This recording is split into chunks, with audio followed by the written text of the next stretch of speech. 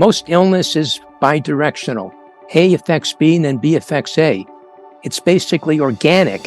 So in a sense, there's multiple systems that are going on that are affecting and being affected. That complexity is something that long COVID is going to help us understand, because it's not simplistic A to B, linear thinking. It's going to be basically much more connected research that's organic. And that type of organic system is the way nature really is. Nature isn't simple. It's complicated.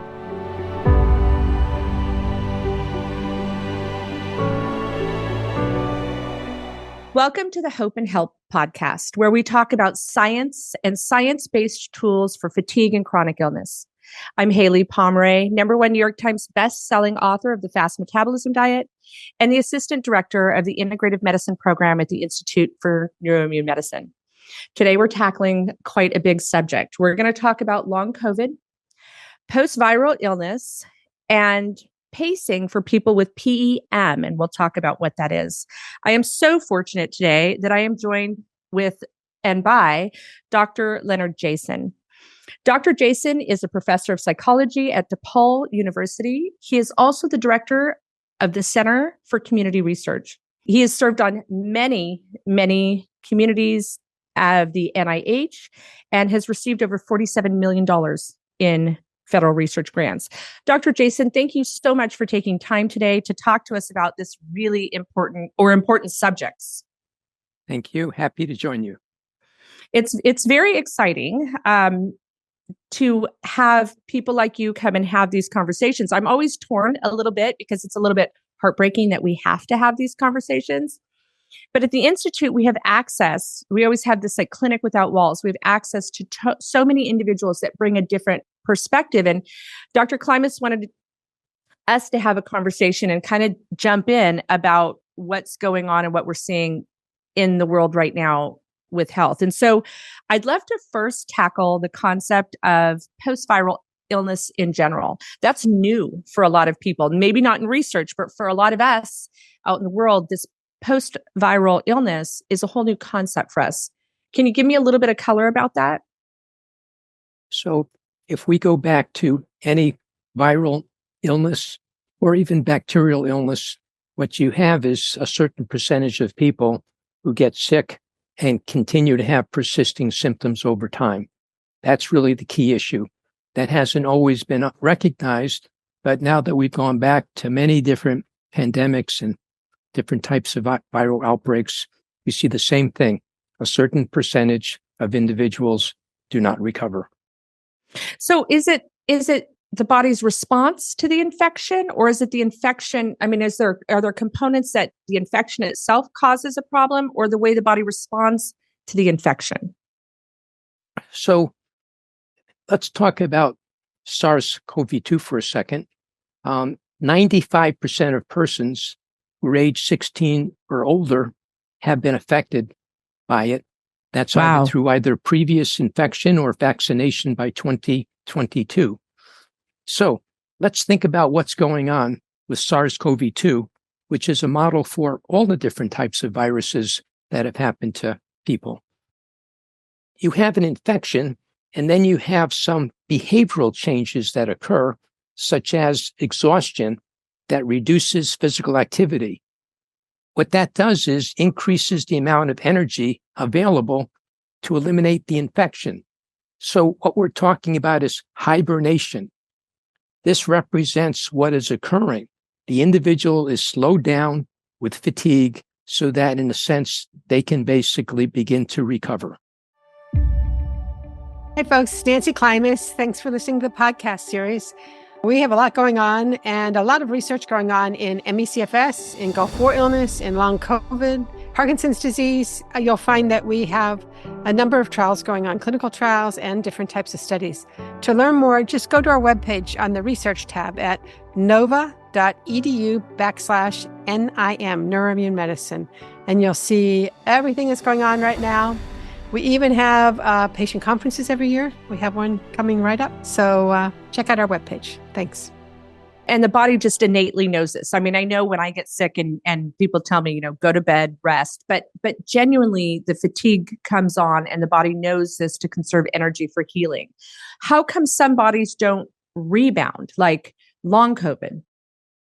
So the only way we're going to have real answers to that is, I think, by longitudinal prospective studies, where you actually find people before the trigger event, the viral infection. Take a look at how they look, what are some of their areas of how their strengths are, and then see what happens to those who recover and those who don't recover. That's the way you answer that question.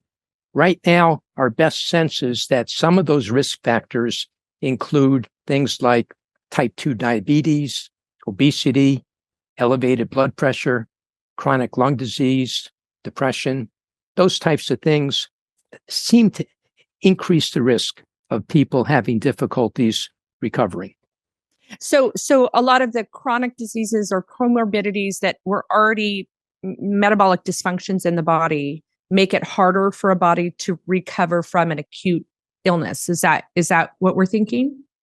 That's probably that's a very good observation, and I think that probably summarizes it best. So when you talk about exhaustion and energy, I want to jump into what we call PEM. Can you first define that for people? A lot of times people, from a judgment perspective, in my opinion, just say, "Oh, you're just tired," but it's very different. What does PEM stand for? So PEM stands for Post-Exertional Malaise, and a lot of people who are in primary care and healthcare often think of fatigue. And truthfully, fatigue is the most common symptom of what we think of as kind of when people don't recover. But post-exertional malaise is something different from the garden variety fatigue. Fatigue is very common in the population. About 1 out of 4 people have fatigue at any one time. Post-exertional malaise is something that involves when you exert yourself physically or emotionally, you not just feel fatigued, but you feel sick. You feel as if there's almost a poison that's going through your body. It's a very different experience than just pure fatigue. My name is Jimmy Orocho. I am a veteran of the 1990-1991 Persian Gulf War, Desert Shield, Desert Storm. I work for Dr. Nancy Klimas at the Institute for Neuro-Immune Medicine in Nova Southeastern University. We are in Davie, Florida. We are Gulf War illness clinical researchers in the need for research participants. By participating, you will help yourself and your fellow veterans, contributing to the discovery of the cause of Gulf War illness and how to best treat the illness. Our telephone number, 954-262-2870. Our email, QuickTick, Golf Whiskey India Charlie Tango India Charlie @nova.edu. We do also decentralized clinical trials. That means that you may be able to participate in this research from your hometown. Thank you very much. This is something that we find common in post-viral patients. So there are individuals who have post-viral illnesses that basically have fatigue, which is probably more common, but actually those who have more severe disruption of their activities would have PEM. And that also begins to think about an illness that's really characterized by PEM, which is ME/CFS, myalgic encephalomyelitis, chronic fatigue syndrome. But that's something we'll talk about. But certainly, yes, PEM does occur with some cases with people who have what's called kind of post-viral COVID or long COVID. So in our space, when the pandemic started, or when we started seeing this coronavirus or this specific virus, fairly early, a lot of the neurologists and immunologists started to see that studied ME/CSF, started to see a correlation between what the patients were exhibiting. What were you seeing, and how early on were you able to see, or your group see, the correlation? So let's first define what ME/CFS is. Perfect. Most people refer to it as chronic fatigue syndrome. Europeans usually call it ME, which is myalgic encephalomyelitis. So that's why in the US and some countries, there's the acronym MECFS. There's really several characteristics. And just think of it this way. If you have SARS-CoV-2 and you have persisting symptoms, most people will eventually recover. But there's going to be a certain percentage that maintain severe symptoms over a long period of time, which means years.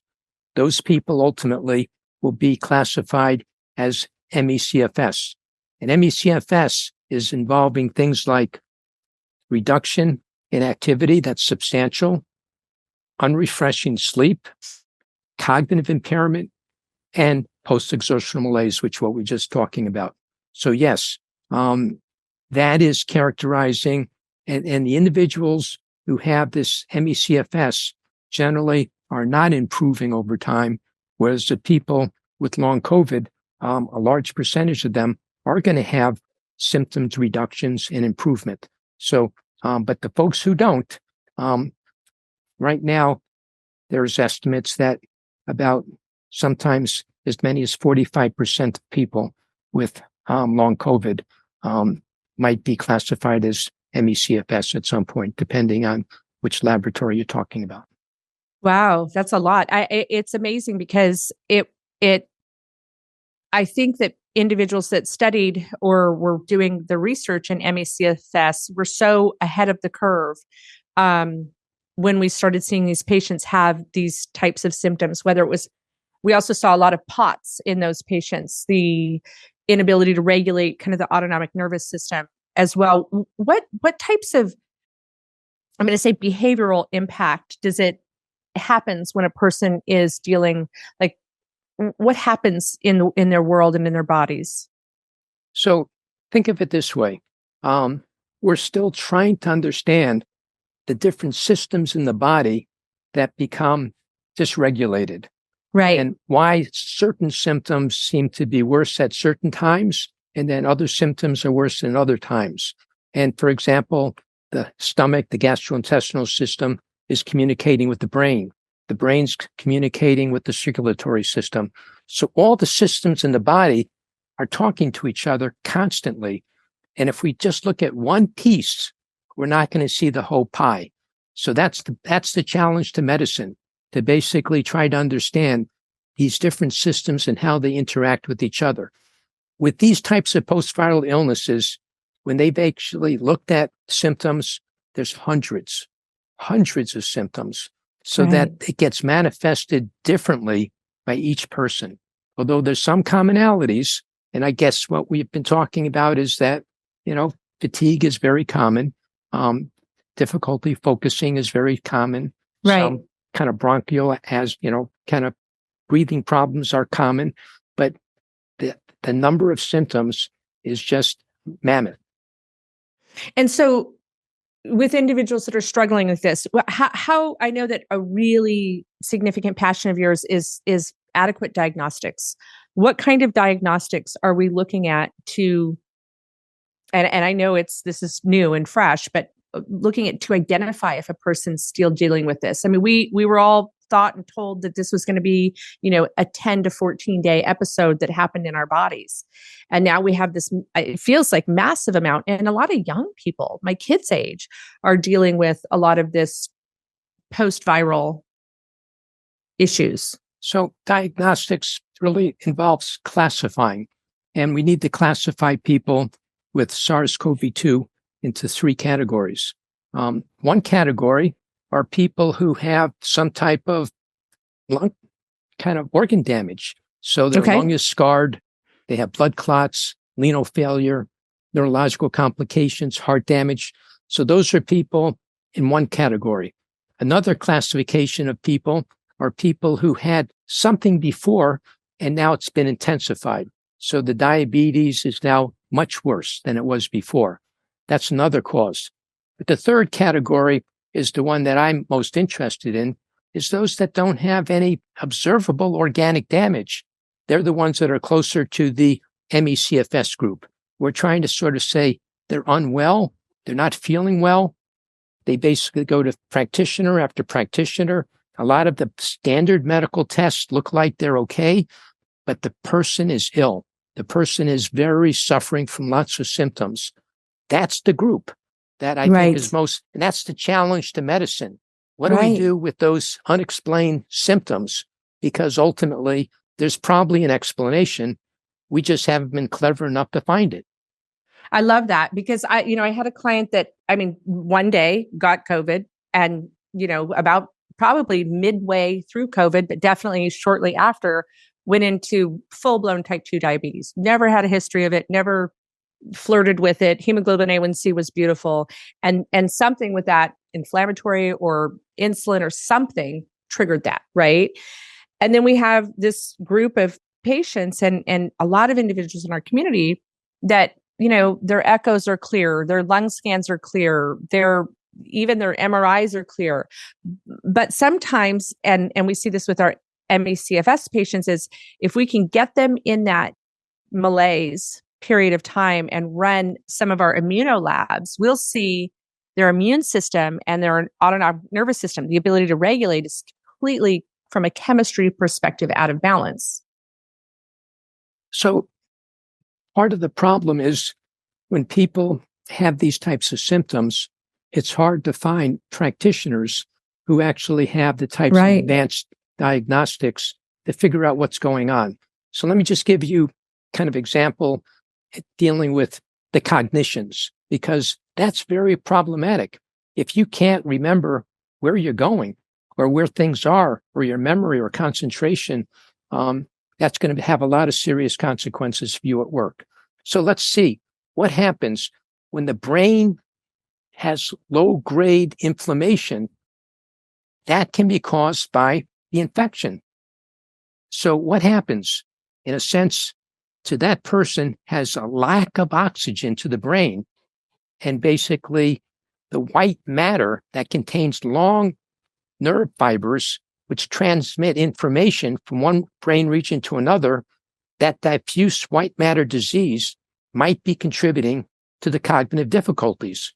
But this is kind of what's really exciting, that there's basic research that's now going on that you're not going to find at most typical medical settings. But this is probably what's going to be pushing the field forward into the future. So let me give a little bit of information about some of the most exciting research that's going on in the country. Microglia basically is white matter in the brain, and it's responsible for pruning the connections between neurons to improve neural circuits. So, for example, during anti-cancer treatment, their activity is disrupted, and that causes brain fog. Well, microglia in the brain react to the immune activating molecules called cytokines, which are released in response to COVID infection. Right. So here you see an infection causing cytokines, impacting the brain, causing some significant problems with cognition.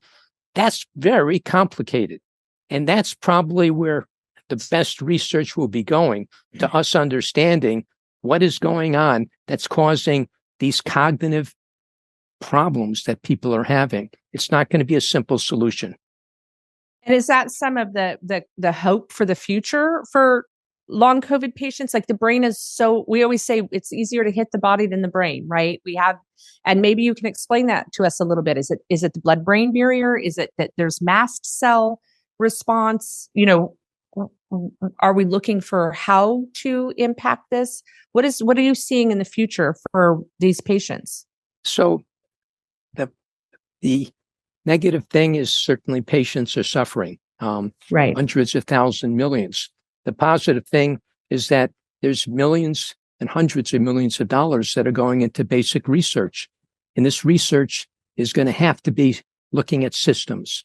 It's going to have to be looking at how one system impacts another system, and that how one set of symptoms at one time is predominant, and then it becomes the fade and it affects another system.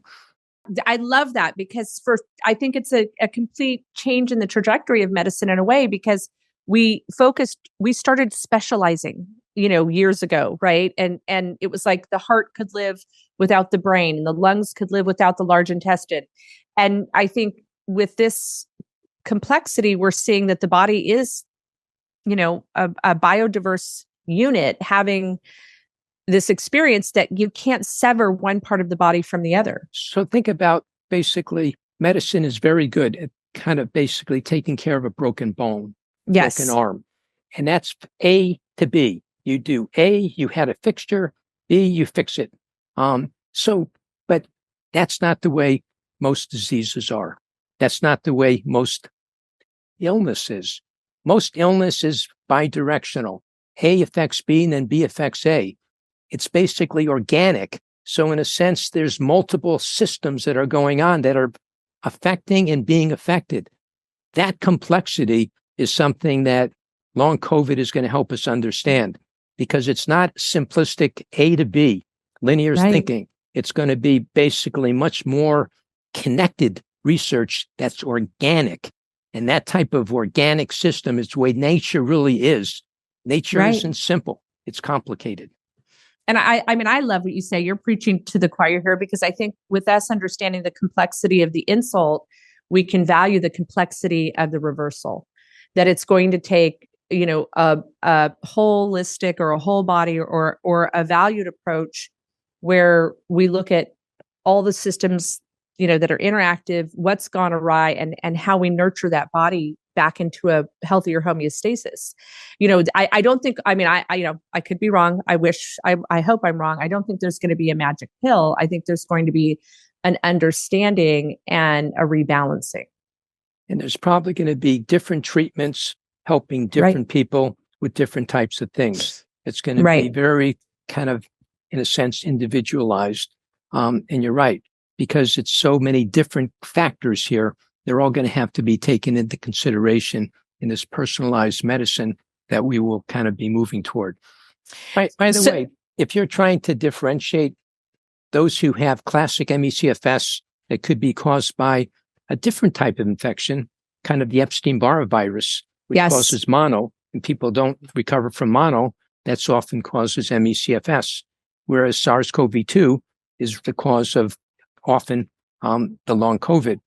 But there's some ways that those two are classic differences. There's actually there's some symptoms that are specific to each of these different types of illnesses. One, for example, is kind of hair loss or kind of smell or taste in the long COVID. Well, in the ME/CFS, they have cold limbs and they have flu-like symptoms. So you often do get some specialized differences that if you have adequate questionnaires that ask the specific questions, you can make those differentiations. The problem is most of the surveys that have been done are looking at occurrence, yes, no, of these symptoms. And that's not adequate. Understanding kind of whether something is trivial or something is a burden to the person. And that's why we have to learn from the people in the ME/CFS world who have been studying these unexplained symptoms for decades, as opposed to a lot of the people in the long COVID community that are new to the area of post-viral illness. Yeah. And I think it's changing a lot of physicians and practitioners that we work with they said, I feel like we're completely going back to relearning, the systems of the body and how they interact and how things engage.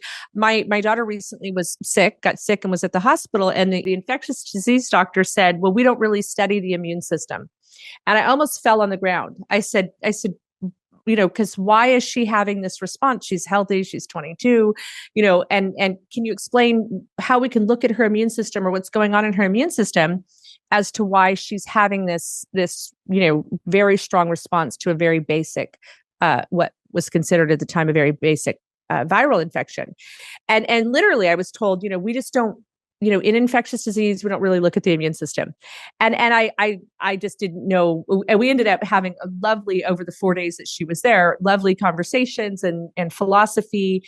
But wouldn't you say that there's a change? I've already seen it in research, but there has to be a change in how we practice medicine.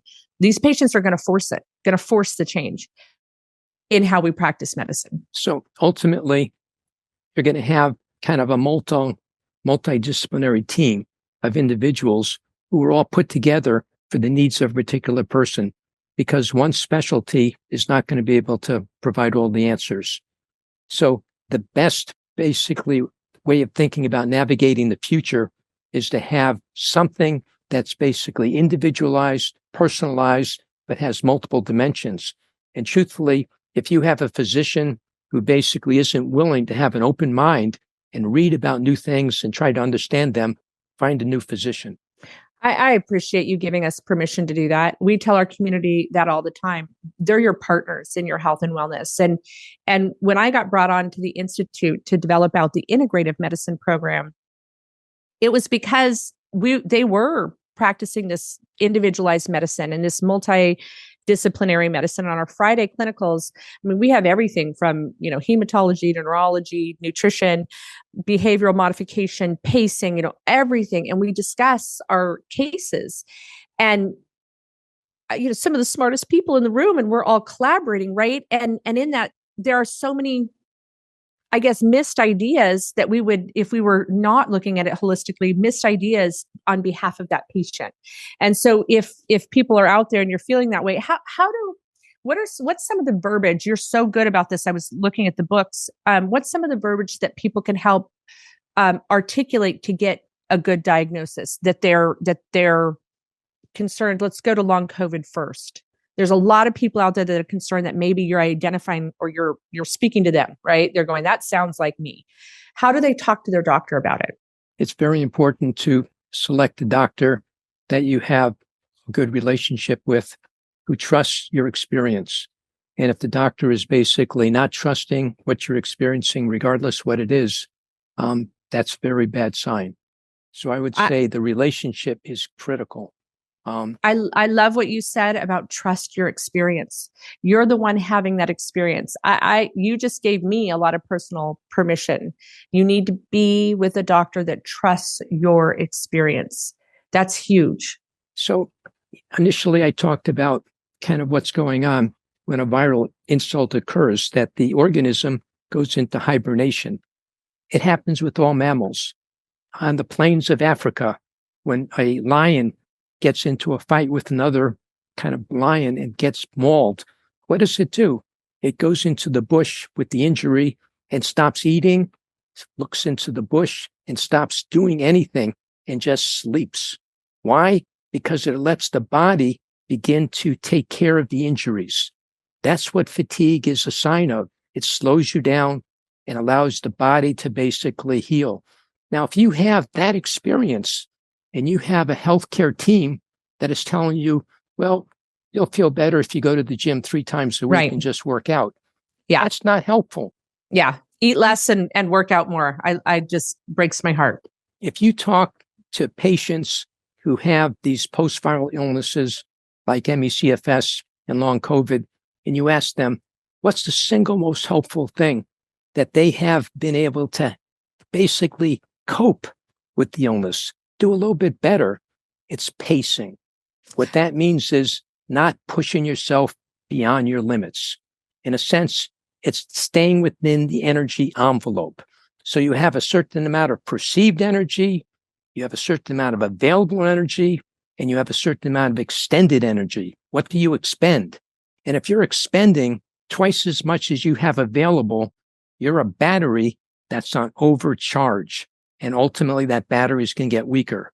So the idea is to stay within the energy envelope, figure out how to pace. And that is listed again and again as the most helpful coping technique. We're not talking about curing a person, but we're trying to not make the person worse. We're trying to allow them to have a decent quality of life. So I would say, think about that. So think about your nutrition, think about your activity, which means you have to do something. You don't want to get deconditioned, but you don't want to push yourself so that you're feeling sick. You want to think about your life goals and what's important in life, and you want to think about the community that you're in. Those are the 4 parts that basically are involved in a long life as well as recovery from illnesses. I love that. I absolutely love that. And I want to talk about a couple things. You mentioned pacing, which is a tip that we want everybody to walk away from today, and the importance of that, and the importance of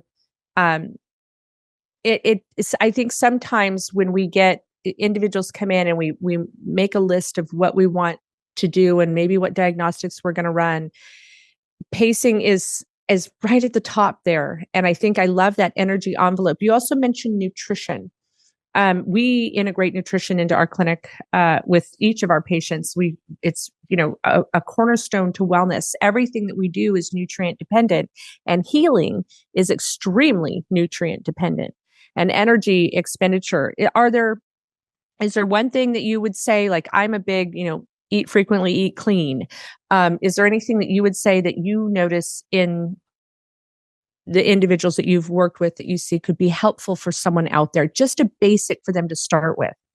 So generally, you want to have fats that are low, sugar that is low. And if you think about the typical American diet, a fast food diet is probably not going to be restorative. So I love that. So what you're looking for is the less processed you can make it, the better. The more you're basically in control of your diet, because ultimately that's the stuff, that's the nutrients. And the worst thing that happens is if you try to get overstimulated. Now, this is an illness that basically involves stimulus overload. And I don't know if you know this, but, a lot of the cognitive measures shows that there's cognitive problems with slowness of thought, difficult understanding things, difficult finding the right word or saying the expression. Well, that's only part of the cognitive issues.